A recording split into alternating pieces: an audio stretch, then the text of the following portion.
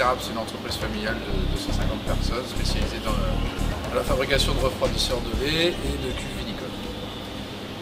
Dans les ateliers, les gens se sentaient un petit peu seuls et avaient besoin de faire appel aux services connexes, maintenance, méthode et autres services. Et on avait le besoin qu'ils soient un peu plus autonomes. Donc on a voulu recréer des équipes qui puissent, en toute indépendance, régler leurs problèmes. Vous faites des produits qui sont vendus dans le monde entier aujourd'hui. Qu'est-ce qui vous a fait prendre conscience quelque part qu'il fallait franchir une étape en termes de maturité industrielle? Alors c'est la recherche d'un certain niveau d'excellence en fait, au niveau industriel, une excellence au niveau rentabilité, une excellence qu'on avait déjà au niveau de nos produits, notre connaissance sur le marché. Maintenant il faut aller vers une excellence qui nous emmène vers plus de profitabilité et de rentabilité. On a voulu essayer de faire comprendre à chacun qu'est-ce que faisait son voisin, quel était son travail, quelles étaient ses difficultés et comment fonctionnait l'entreprise d'une manière générale. Et l'idée était autour d'un jeu, autour de quelque chose d'assez ludique, de leur faire comprendre comment fonctionnait l'entreprise.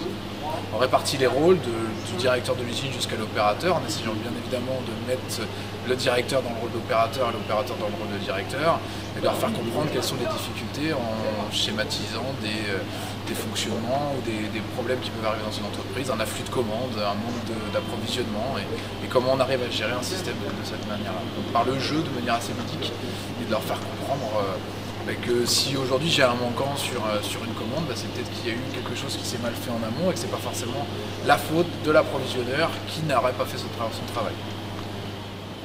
On avance petit à petit, on voit quand même qu'on arrive à mieux analyser les problèmes.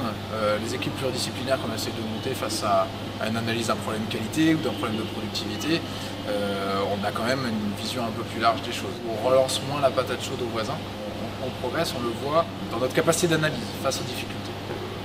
On fait moins appel aux autres, donc on est plus efficace. C'est-à-dire que dans les solutions qu'ils trouvent, il n'y a pas trop de difficultés. Avant, quand c'est le schéma que je prends toujours, si c'est quelqu'un des bureaux qui trouve une solution pour la production, on est sûr que ça va être difficilement applicable. C'est super urgent. Mais bonne d'abord. Il faut faire quand même. D'accord, encore du chemin, alors bon courage, puis merci.